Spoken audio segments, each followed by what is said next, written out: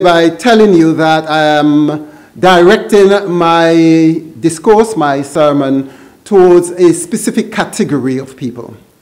If you decide that if you're already married, that's fine. God wants you married, so stay married. If you are not yet married and don't care to get married, that's fine. You're not going to go to hell. There is no sin in that. However, today I want to speak directly to those who are wanting to be married, who are looking forward to be married, who desire, and who eventually, even if you're not of age, wish to be married. And the topic is how to be found by the one God has for you. Or how to be found by the one. Period.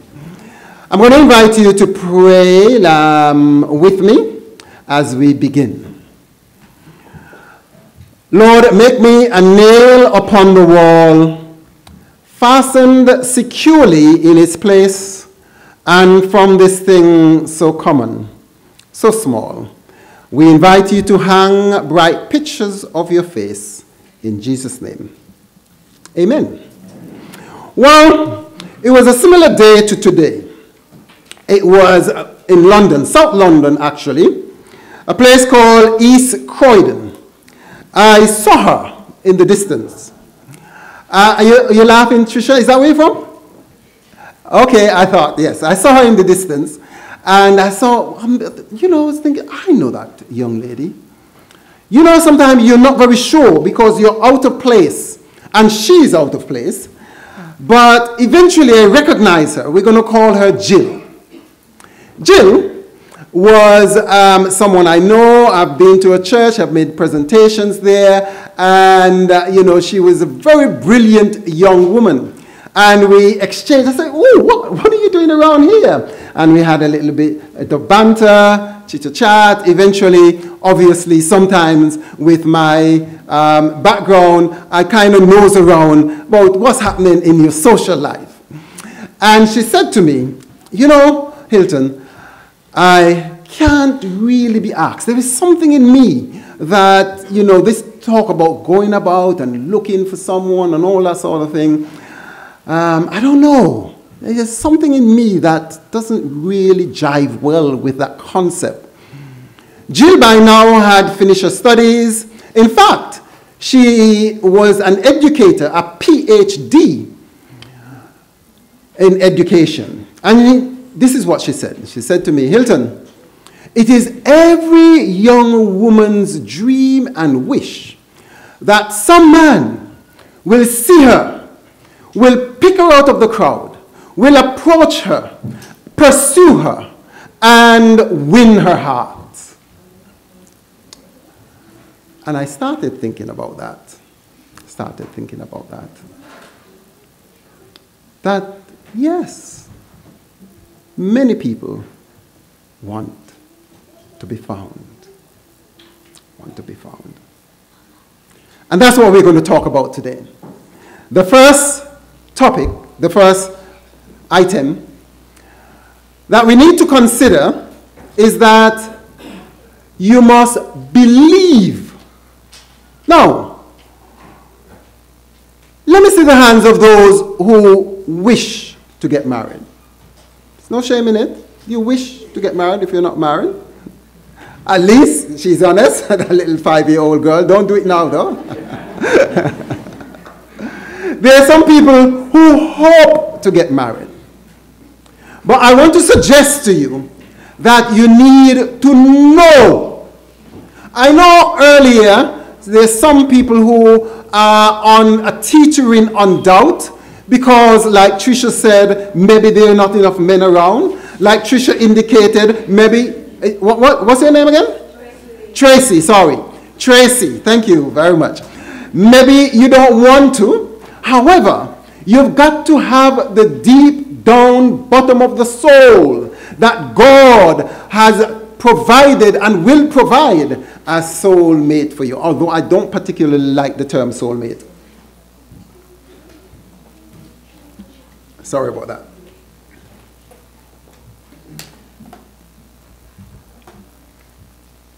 You see, belief is a very powerful thing. That if you don't have the belief, if you don't have the certainty, if you are wishy-washy, you know, some people don't think that they're good enough. Some people think they're too old. They're past, they're off the calendar. Some people think, you know, I'm a single parent, so, you know, nobody wants. Some people think I'm divorced. But let me suggest something that I said to you earlier, that God is not limited by the limitations you see around you. Do you understand that? There was a time, and I need to remind you of this story. Remember this story. Jesus met the disciples down by the riverside. And the disciples, very skilled men at fishing, fished all night. And did they get one fish? No. And the morning they were tired, they were mending their nets, and along came the master, and Jesus said to them, what did Jesus say? Throw your net on the other side. Now the men knew different. It's broad daylight. The fish probably won't be available at that time. But because it was the master, because it was Jesus, they said, okay, well, master, let's throw our nets. We will. They threw their nets over and tugged once. And when they tugged, lo and behold, the entire net was full of fish, so full that it threatened to capsize the boat. So even when we think, even when we don't see any evidence of such a thing happening, even when we feel that we are off the calendar, I need to remind you, you need to have the belief. Remember Sarah and Abraham? How old was Sarah? Huh? Anybody can hazard a guess? Huh? Yeah, she was in her 90s. And God said, you are going to have a son. I need to tell you about Sister Mary D. She's from the island that I am from. And she, as far as we were concerned, was going to be and was an Adventist nun. It seemed as though that she wasn't interested in marriage. It seemed as though her purpose and her mission in life was to teach children, was to the gospel. And, you know, for us, we just didn't have it on the cards for her. I'm from Montserrat. The volcano happened, and many people dispersed, going to different places, and that's how I came to the United Kingdom. When I came to the United Kingdom, Sister Mary D was in her upper 60s by now. I got the news that she got married. I said, Mary D, married?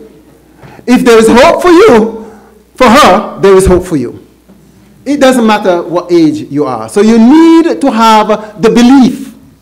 The last story I want to comb out of the Bible is found in the gospel. Jesus had finished raising Jairus' daughter, and he was moving and walking away when there was a blind man. The blind man said, Jesus, please help me. Jesus called him and asked him, what do you want me to do? Self-evident, elder.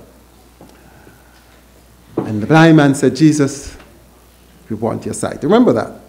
And what did Jesus say? Be it unto you according to your faith. Be it unto you according to your faith. Hold on, I think I slide. Be it unto you according to your faith. You see, believe, what you think about, you bring about. Do you know that? What you think about, you bring about. But at Tarzan, there was a guy who got locked in a freezer. Went in the freezer, and the door slammed.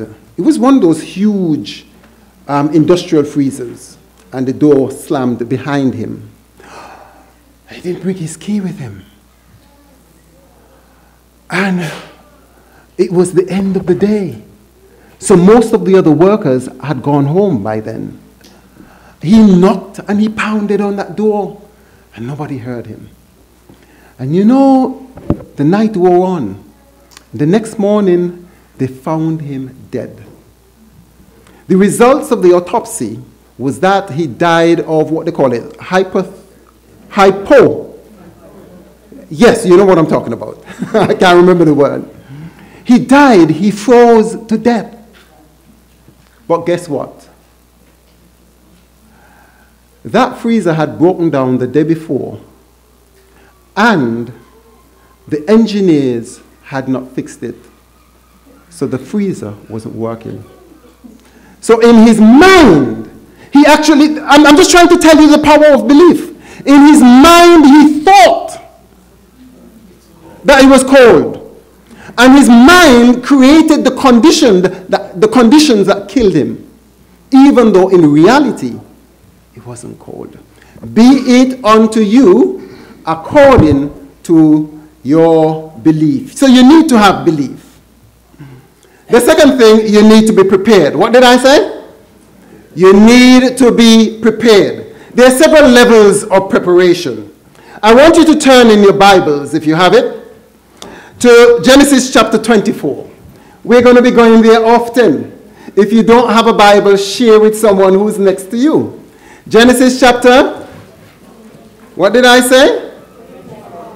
Genesis chapter 24. There is an interesting story in Genesis.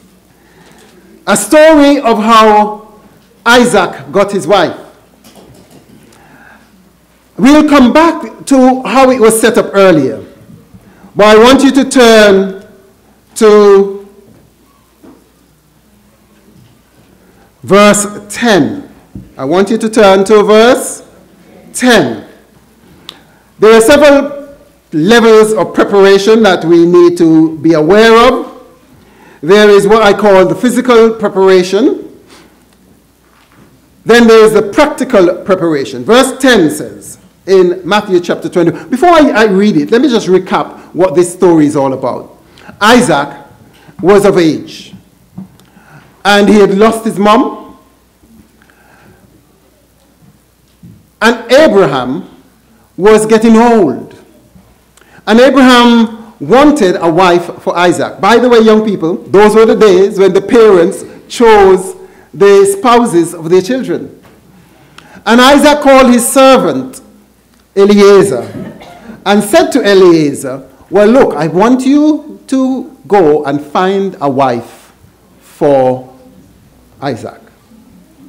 So you note here, there were people involved in finding the spouse for Isaac, not Isaac himself. More on that later. So the servant and Abraham decided, okay, I'm going to go. And this is what happened. We're a little bit ahead of ourselves. Verse 10. Have you found it? Yes.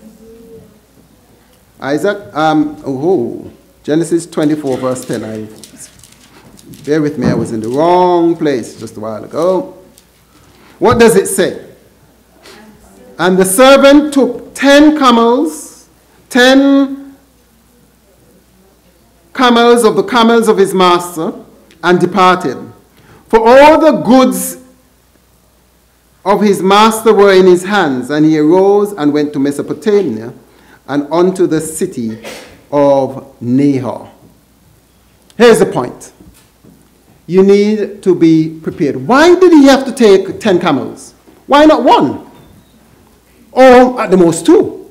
10 camels. Why did he have to take 10 camels laden with goods?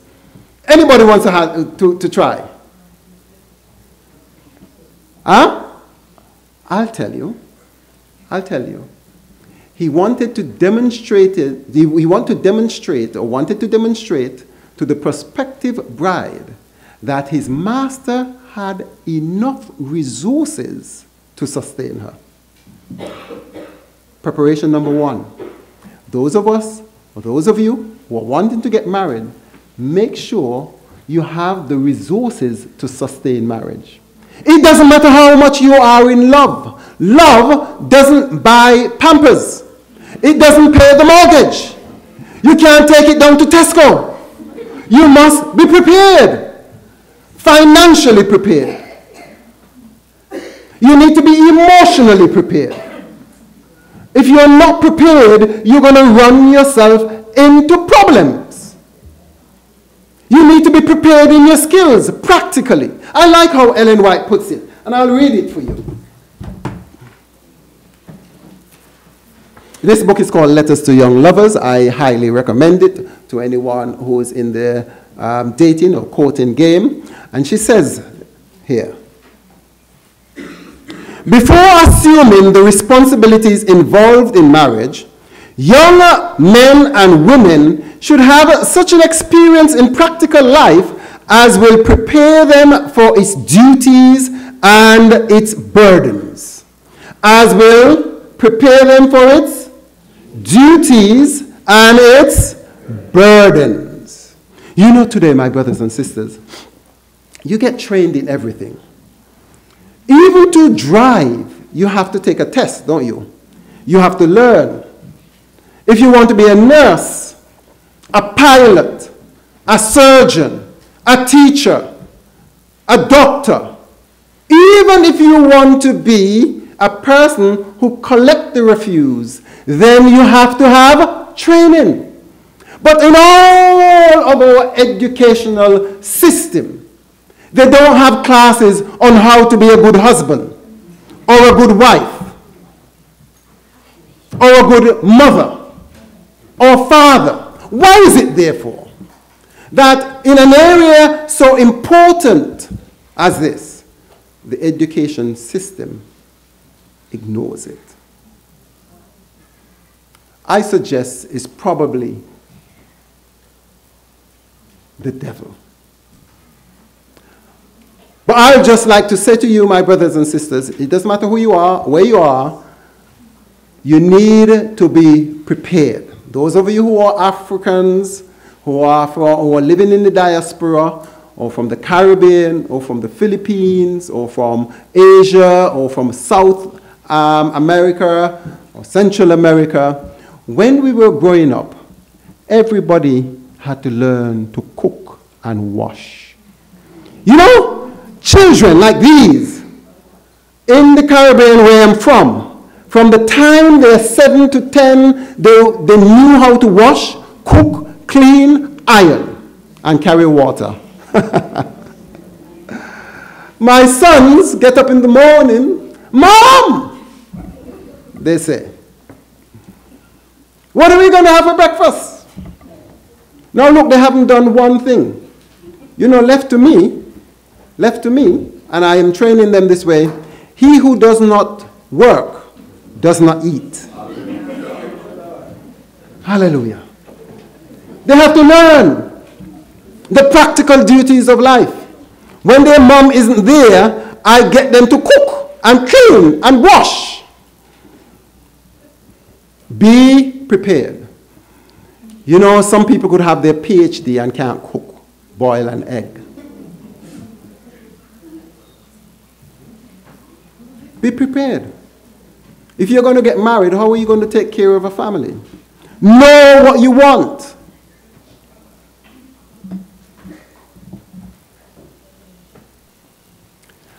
I think I've skipped ahead of myself, but we'll take it as it goes.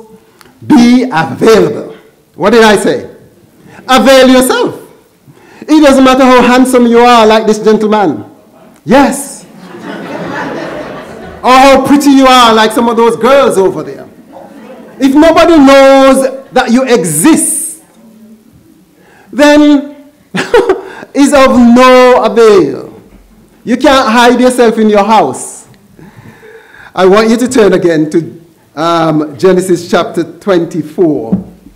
Genesis chapter 24. And we're going to look at verse 11. Have you found it? Keep your fingers there because we're going to refer to it very often. Genesis 24, verse 11.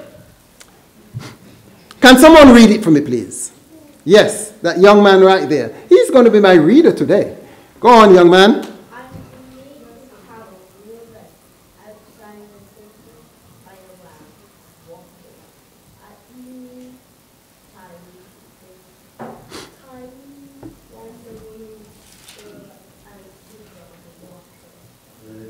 Okay, very well. Thank you for helping us there. Where did the servant go? Where did the servant go? Yes? Outside the city, but specifically where? At the well. And what happened during that time? Oh, the beautiful woman came out. My brothers and sisters, if you're looking for a woman, you go where the women gather. Yes. You go to the well. You don't sit at home. I say that there are some people tell me, oh, they can't find anybody. There is nobody in the church, you know. And I think that they are trapped in what I call the romantic Bermuda Triangle. You know what that is? They go from home to work, to church, to home, to work, to church. Can I say again, if nobody knows that you exist, if you're in a church where there are no men, go to a church where there are men. For heaven's sake. One girl told me, she said to me, oh, and this wasn't an Adventist church, I sometimes run sessions for other churches, and she said, oh, you know, the church that I go to, I'm the youngest person in the church. I'm the baby. I said, oh, how old are you? 40. What are you doing in the church? Who are you going to get married to? Go out of that church and go where? Go to the well. Go to the well. Go to the well. I don't know if I have it in the slide, but I would like to suggest that there are many modern wells. Would you like me to tell you? There are many of them, but I'm going to give you the easiest, simple, that you could go tomorrow. You could start tomorrow. Yes? And I'll tell you. Well, there are some generic places you can go. But here is my suggestion. I always suggest this. Take note. I suggest this. Sit down where you are. I met you at the well, didn't I, Kimon? The church. She came to my church, and I saw her, a beautiful smile. And the rest is history, but let's not get sidetracked. Sit down, and I want to suggest to you that you make a list under these categories. Hobbies, what did I say? Hobbies and interests. Education and career, that's another category. Spirituality, recreation. How many is that? 4. Let's just stay at 4. Just make those lists.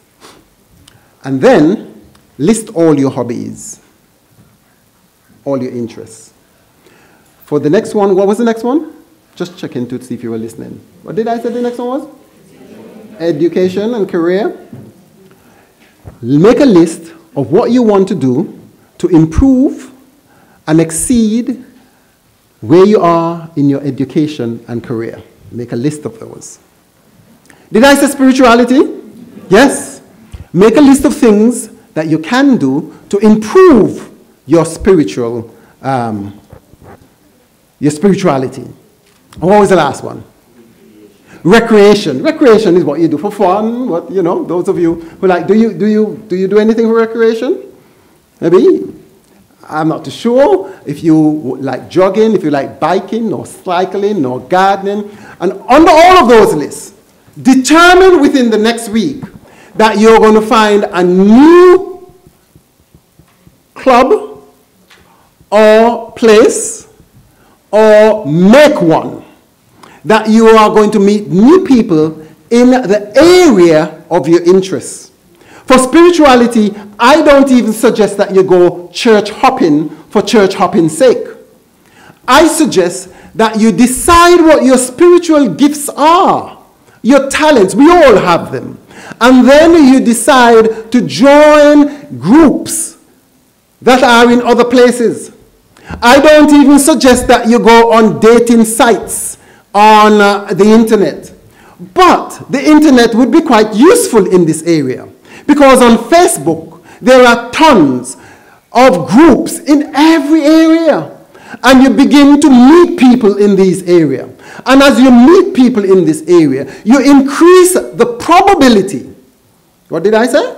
You increase the probability of meeting someone in interest. And so we go back to chapter 24 of Genesis.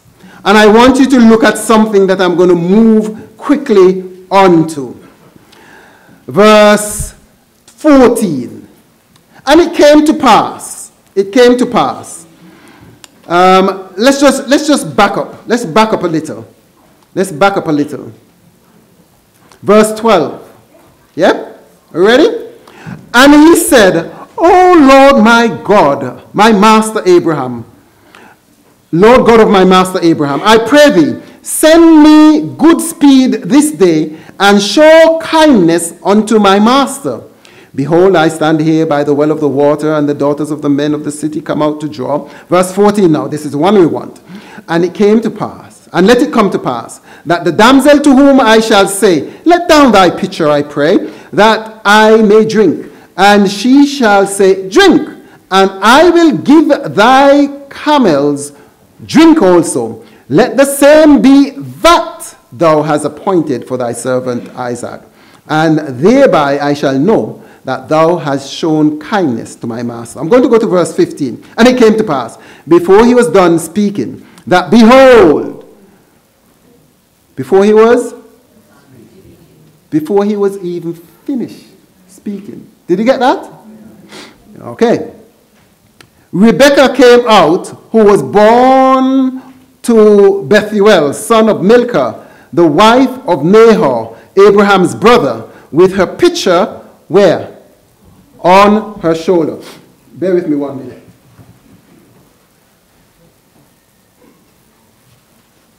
Sorry. So, you notice Rebekah was carrying what? I'm coming back to this practical duties thing. Rebekah wasn't above doing housework. She was carrying a pitcher on her shoulder. What verse are we on? 15.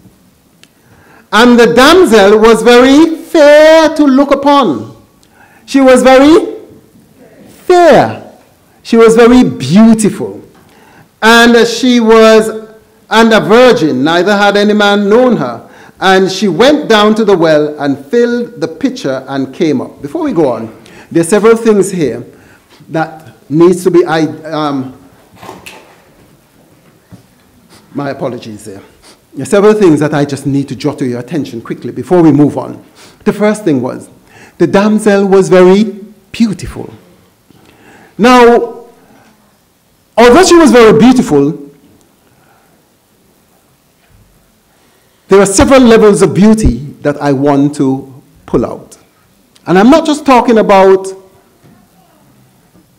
the hair that we stick onto our heads, or the powder that we put on our faces, or, have mercy, or just the body.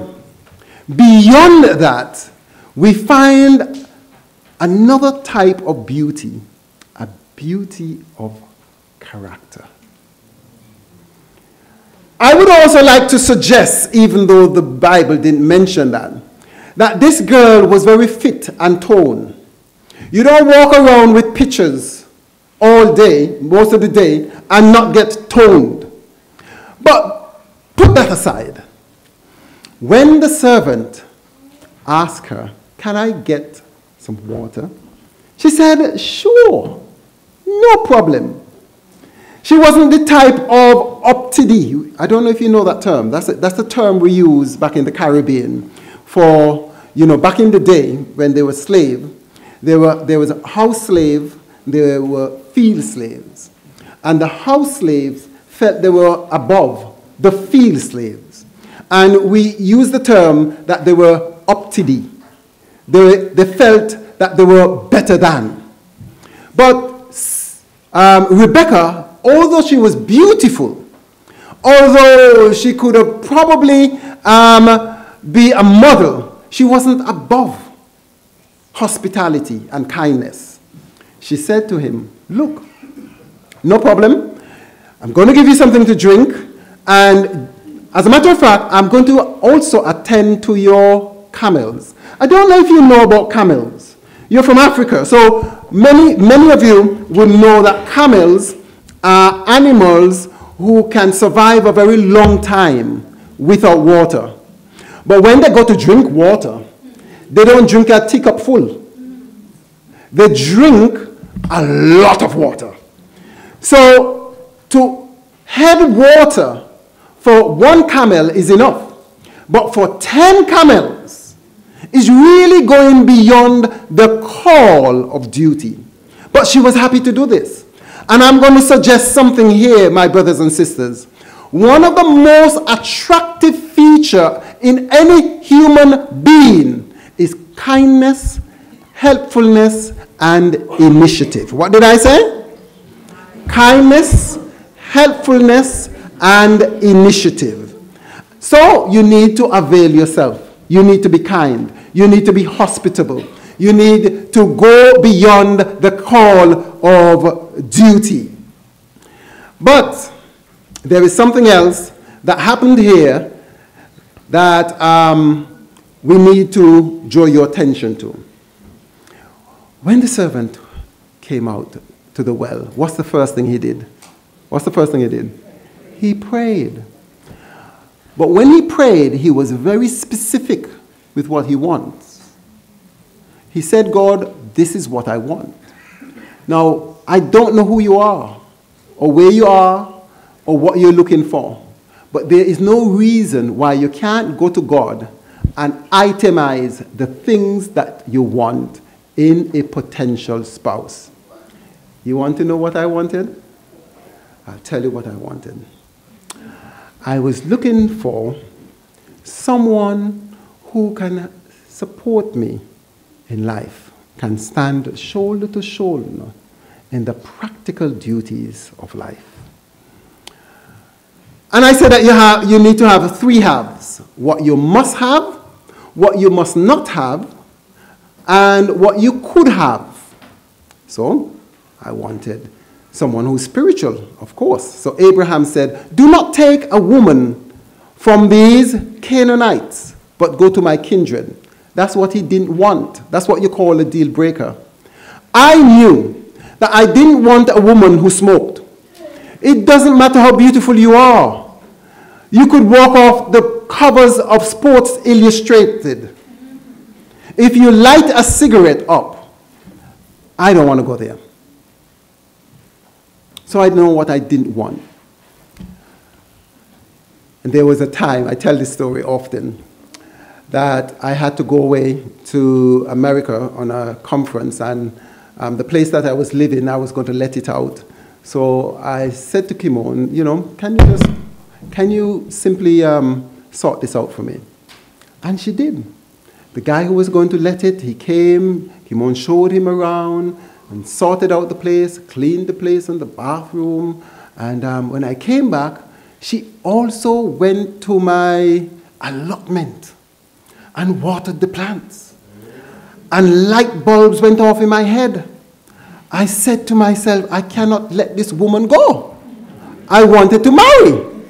And I decided I would marry her because she demonstrated that she could stand shoulder to shoulder with me and carry out the practical duties of life. I'm going to tell you, lastly, before we tie up, there are several other things. But just this last point. I don't want to be corny to say that, oh, pray that the Lord send you someone, because you already know that. You're probably already doing that. But this is how you're going to pray. This is going to be different now. When you pray, don't pray for God to send you someone. Accept that God already has the person for you. So when you're praying, you're going to pray for that person. You're going to pray for that woman. You're going to pray for that man, wherever he or she is. And you're going to pray that God helps him or her in the daily trials, in the vicissitudes of his life. You're going to pray that that person has fears and challenges, that he overcomes those fears. You're going to pray that God meets him and intervenes on his or her behalf, because that's a real person someplace. And as you pray for that person, as the person exists, God will allow that person to come into your life. And talk about faith, I want to end by telling you that, you know, Eliezer, he had doubts. If you read earlier, Eliezer said to Abraham, what if this woman doesn't want to come? You know what Abraham said? No problem. But I know that an angel is going to go before you. An angel is going to go before you and show you the way. I want to end, finally, by telling you about Bella. Now, God forbid, none of you here would have the challenge that Bella had.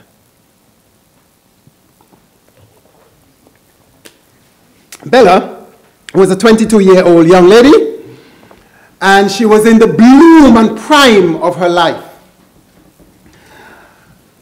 She made some mistakes. A couple of jerks came into her life and mucked about and messed about with her. And actually, currently, she had someone who was fun to be with. He was a fun guy. But he was messing around with her. But she was falling for him.